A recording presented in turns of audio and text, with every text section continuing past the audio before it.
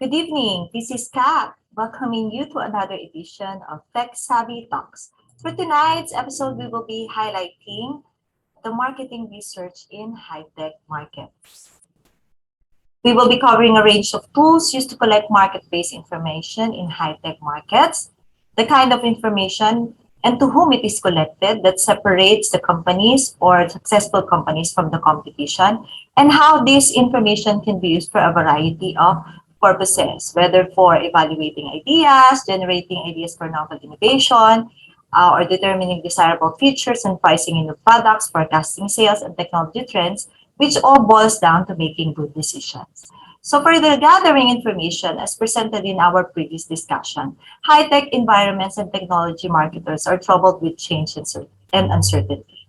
Why? Because customers have difficulty envisioning how technology can meet their needs. Maybe they are not aware of what new technologies are available, how these technologies might be used to solve current problems, or more so, they might not even be aware of the needs that they have.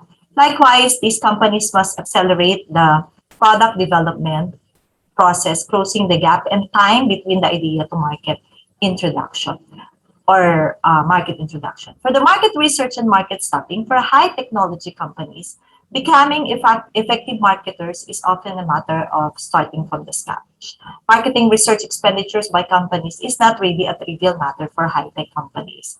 So being market-oriented means that the company has a solid understanding of the markets in which they compete and the customers to whom they sell. The primary purpose of conducting market research is to understand or examine the market associated with a particular product or service, mainly to decide how the audience will react to a product or service. High technology products have certain salient characteristics that differentiate them from low technology consumer products. And the marketers of these products or these low technology products may adjust their marketing strategies to reflect relatively unchanging technological conditions. However, in high-tech companies, they must recognize that both the technological and market conditions are rapidly changing. So consistent with the contingency theory of high technology marketing, research methods must be aligned with the type of innovation being developed. So the high technology development process influenced by the innovative process brings products an exceptional value, which stimulates product market demand. So mainly innovation provides products the specific basis for which the world economies compete with each other on the global market. So let's have a clearer view on the different types of innovation that we are talking. So the types of innovation that we have are the incremental innovation, which is a continuations of or minor improvements to existing products and services which are built with existing technology and processes. So if they have a new products, it is aligned with the current market needs, which are generally known, and traditional marketing research tools help companies understand the needs of the consumers. So the traditional marketing research tools being used for incremental innovations are the focus group, surveys, concept tests, conjoint studies, and even test markets that can be useful to match the new product characteristics with the customer needs. So one good example of this incremental innovation is what we can see in the picture. We can see the incremental changes of these razor blades or razors from 1900s to 2016. And now we can include up to date or the current features of our razors that we have in the market. So from manual to having an electrical or with the different aspects or features for this type of innovation or incremental innovation. On the other side, which is the so-called the breakthrough innovation, it, however, creates new market. How? By introducing entirely new offerings that are based on the changes to fundamental production methods. So one good example, when we talk about breakthrough innovation, it wouldn't be complete without including or mentioning the company Dyson. So we are all familiar with Dyson, I think. So why? Because they are the first company who introduces the world's first bagless vacuum cleaner, which is based on existing business, but the company harnessed new technology or integrated new technology to substantially improve the market offering.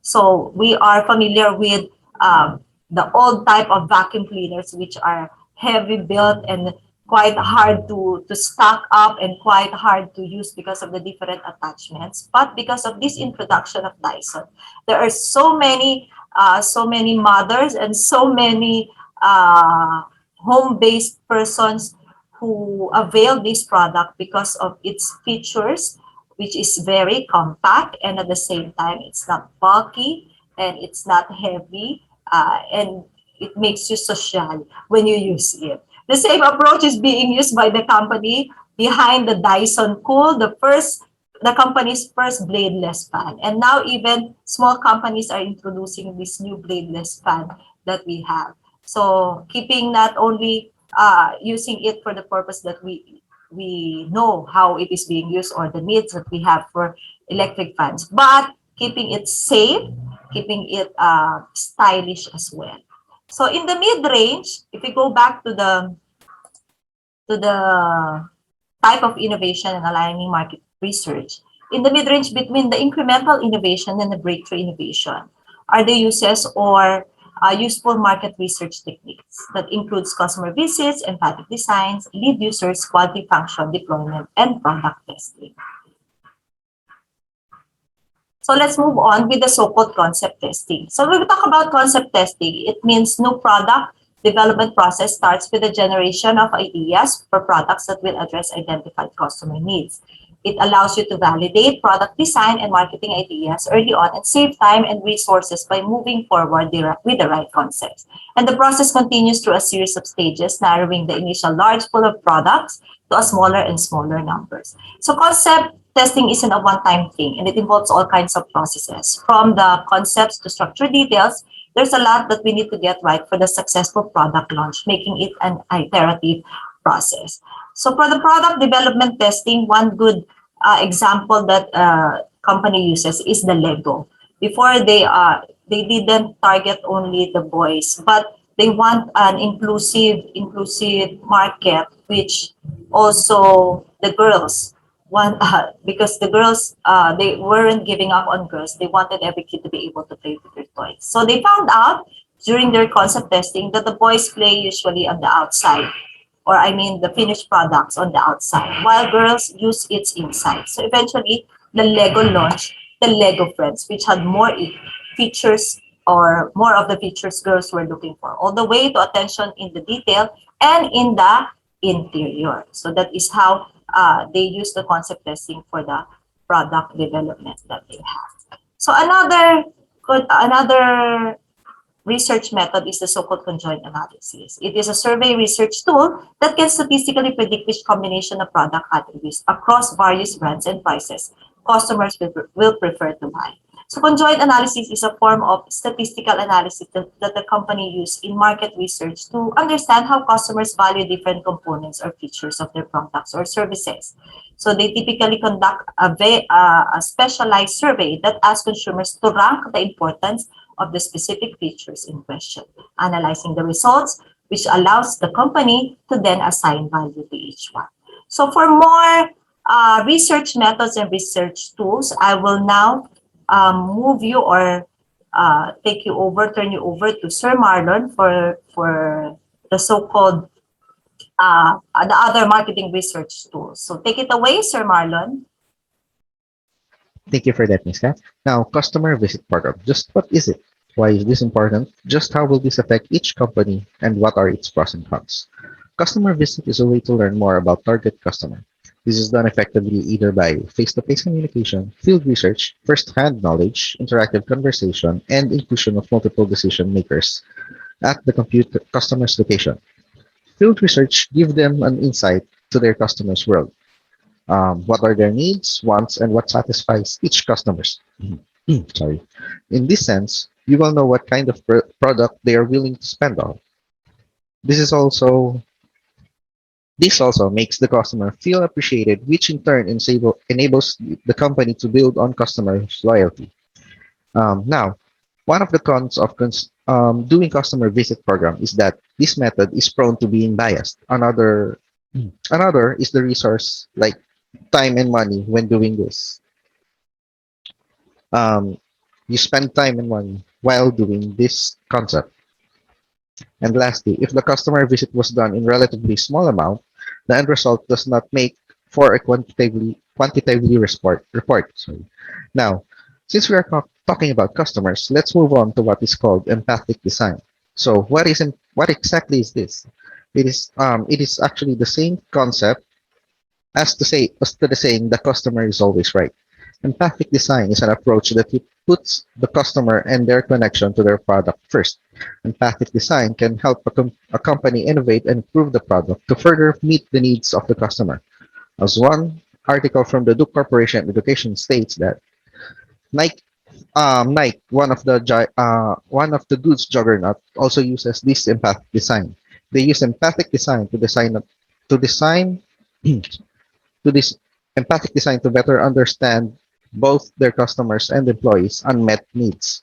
From those insights, they were able to prototype and iterate solutions and making their employees co-designers to make a better product. Another approach is called a lead users process. Hmm. Just a simple fact, just a simple fact for everyone. The concept lead users was coined by Sir Eric von Hippel on 1986. Lead users are customers which are well ahead of market trends, who have needs that go beyond an average customer, and they usually innovate solutions to their problems. To provide a better picture example, um, cite electric car as an example. You can say that Tesla is an example of being a lead user. It is an electric car at the same time it has an AI. So they use the AI to make an partly automatic car. They use autopilot with minimal usage on the driver to assist them. That's all for me. Now let me pass the spotlight to Miss Casey. Talk about quality function deployment. Thank you, Miss Casey. Go ahead. Thank you, Sir Marlon. So moving on, first I'd like to ask the viewers if your agency, company, or business is consumer-centric. Is your business producing products or services according to the customer requirements? If yes, then you need to understand the customer's needs. With that being said, you need to align your business processes and activities in such a way that they're able to fulfill your customers' demands. And in order to fulfill them, we have what we call the quality function development. And the main goal of this QFD is to build a product that does exactly what the customer wants. And in order to utilize and in order to make the QFD systematic, the House of Quality matrix is being utilized. So we have some of its components like the customer requirements, relationship matrix, engineering requirements, and correlation matrix. So to cite you an example, we have here the homemade cookies where we have consumer requirements. We have good texture, and in the next column, it rates the consumer requirements. So in here, we can see that 5 has the highest rating, which we can therefore say that it has the highest demand from the customers. And next, we have the engineering requirements, and next is the relationship matrix, which shows the correlation of the consumer requirements and the engineering requirements. So, for example, for the weight and the good texture, we have 9. So, next is the importance ratings, which shows the product or the sum of the product of the engineering requirements and the consumer requirements. So for example, we have weight and the good texture, we have 9 times 4, and the weight and the ample quantity, we have 1 times 1 is equal to 1. So 36 plus 1 is equal to 37. And moving forward, we also have this roof portion, which shows the correlation of these engineering requirements. So for example, we have weight and thickness. So it shows the strong positive relationship of the two.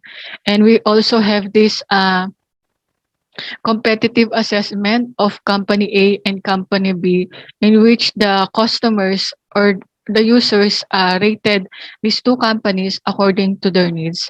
And also at the bottom part of the HOQ is the technical attributes and technical evaluation. Also, we have this what we call the Hana Concept, which is also a key tool in the QFT, which is a model used to assume that there is an expected quality of the products or services that the customers take for granted. So to cite you an example, we have this pick and span dry cleaners. So in the graph we have here, it shows here how the customers were delighted on the services of the spick and span. So we spick and span. So we have here the red indicating the must-haves of the service, and the black arrow indicates the more is better in their service, and whereas the delighters also indicates the excited quality of the service in which the customers were satisfied. And moving forward, we also have this prototype testing, which is basically the mock-up or model of the product that we wanted to produce. So to cite you an example, let's watch this video.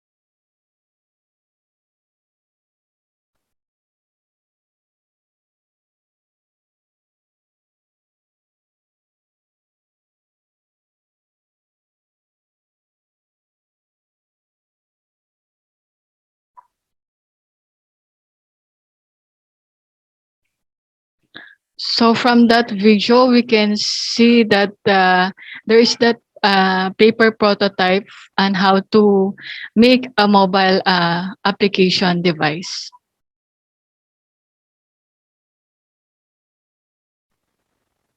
Next, we have this beta version testing, which is also a type of user acceptance testing of a nearly finished or pre-release product. So there's a group of target users which can use the product and provide correct feedback. So this helps to test the product in a real-time environment. Hence, the quality is improved.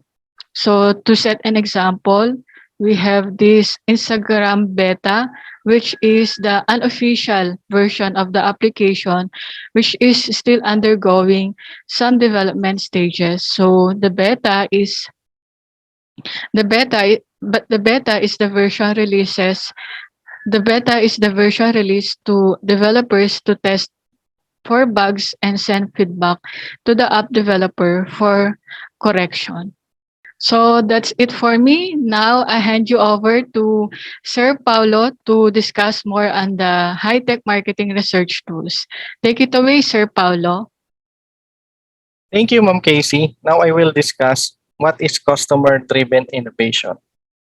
So what is customer-driven innovation? It taps the collective wisdom of a community, customers, or otherwise for product improvements and innovations. This mainly involves customers in the innovation process. So many different terms are used to refer customer-driven innovation. This includes customer co-creation, customer co-production, do-it-yourself or DIY innovation, feedback influence design, peer production, and mass production. So co-creation is the process where brands and consumers work together to create better ideas, products, and services. So brands still steer the product innovation, but customers have a seat in determining the output and value of the product. To better illustrate the power of customer co-creation, one of the best example is the Lego company. The Lego company has always had a reputation for creativity. The company introduced the Lego Ideas, an online community where members can discover cool creations by other fans and submit their own designs for new sets. Through Lego Ideas, fans can submit ideas, and if 1,000 other fans like it, Lego will consider it into developing into an official product. Users become much more engaged, and the Lego gets great ideas and knowledge of what their customers want. This concept celebrates loyal customers and rewards them for innovation and creativity.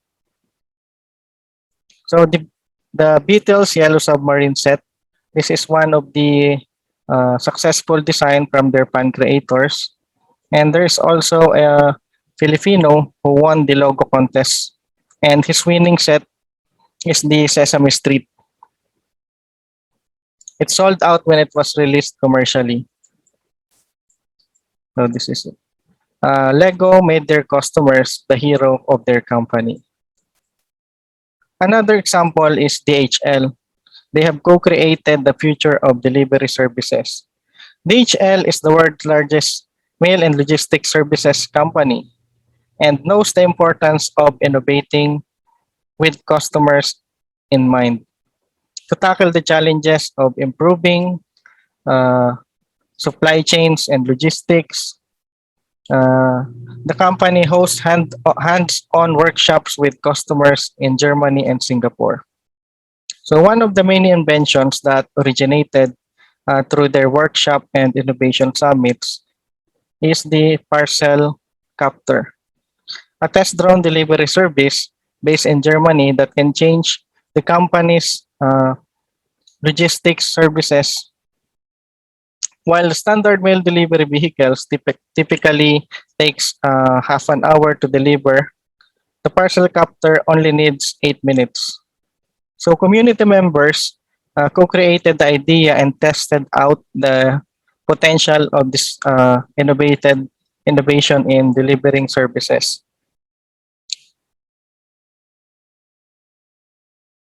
And to conclude, the customer plays vital role in the market.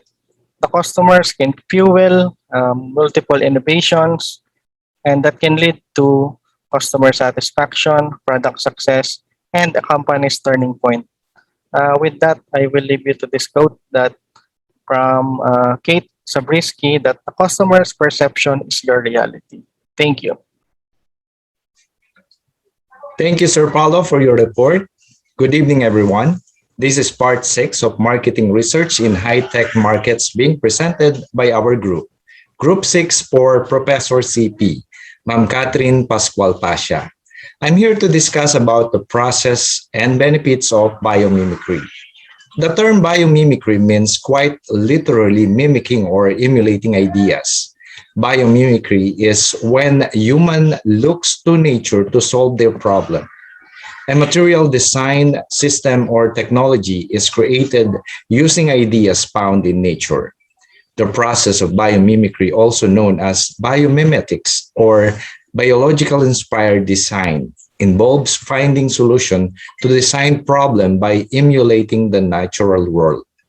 This is done through the imitation of nature's form, processes, and ecosystem to more effectively and sustainably meet design challenges. The illustration you are seeing right now showing a kingfisher and a train.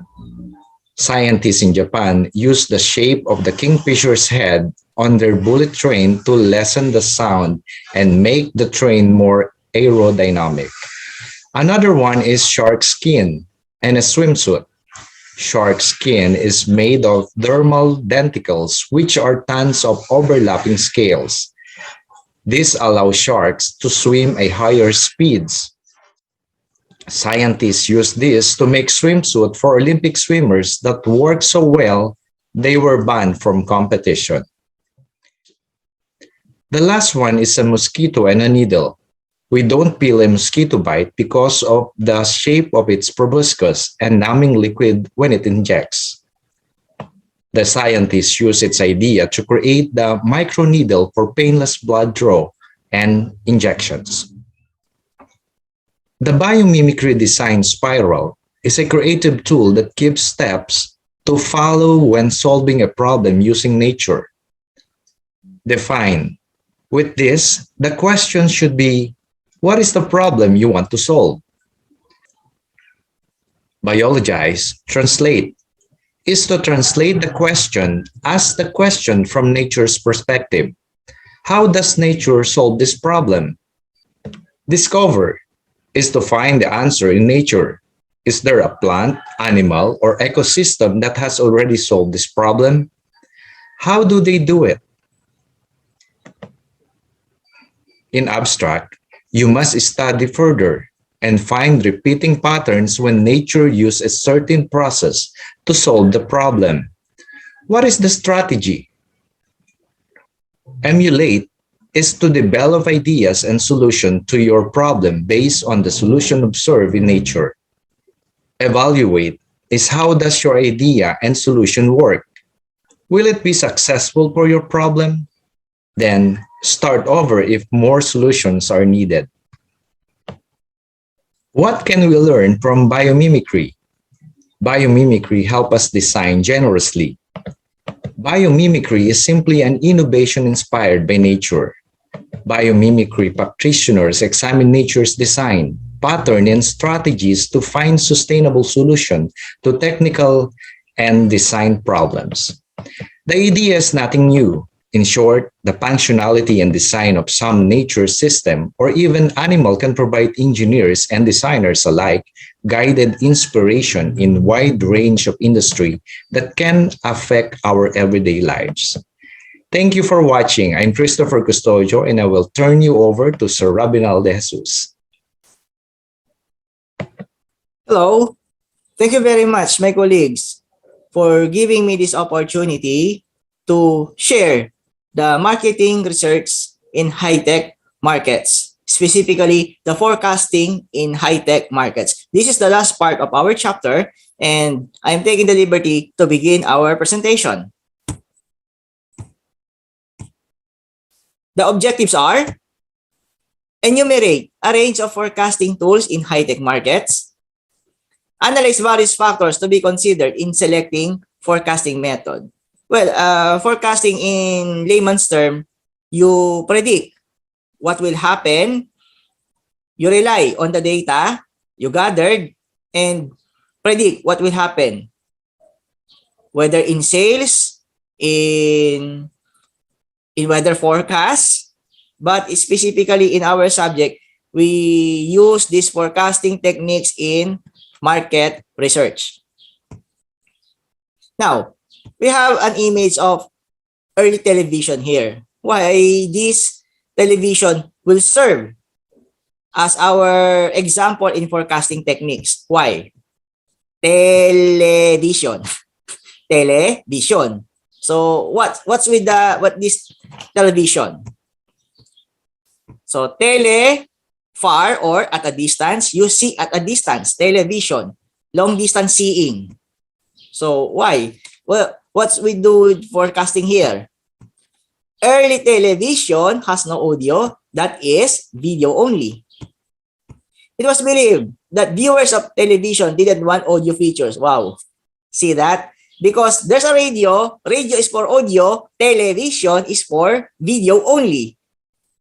That's how people thought of television was. However, the present day television, you have the audio as well as you have the video. Again, as I have said, historical data such as customer comments, feedback were not yet sufficient in order to conceptualize the audio for television. So this is our reference. Imagine that. Television was designed, was introduced, was invented to provide video only, not audio. But there are people ask, it's better, suggested it's better for television to have audio. Imagine that. Now, factors to be considered in forecasting. Of course, definitely, what to be forecast? Why we should forecast? The significant correlation between past and future events. And controlling factors to the future. All of these are crucial factors in forecasting. Now, the first type, the DELPI technique. So DELPI historically, this consists of intelligent people. Historically, based on Greek mythology, Delphi consists of oracles, wise people. You have team of experts who will deliberate, will discuss this kind of forecasting.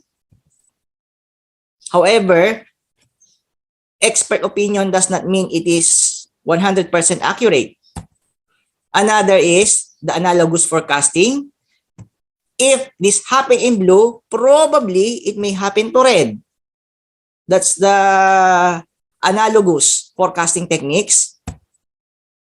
So the example is for the HDTV sales, analogous with cassette sales, and the base model. This supposedly the current situation, but because of innovators as well as imitators, the adoption in the market declines. Okay, this explains the changes in the curve as affected by several factors as discussed that we have to consider this in our forecasting techniques. So the conclusion, there are several types of forecasting techniques. Each has its own pros and cons. Failing to plan is planning to fail. Know or survey the area where operations will be made. In short, forecasting is necessary. So these are the references of my presentation for you for your further reading. Thank you very much.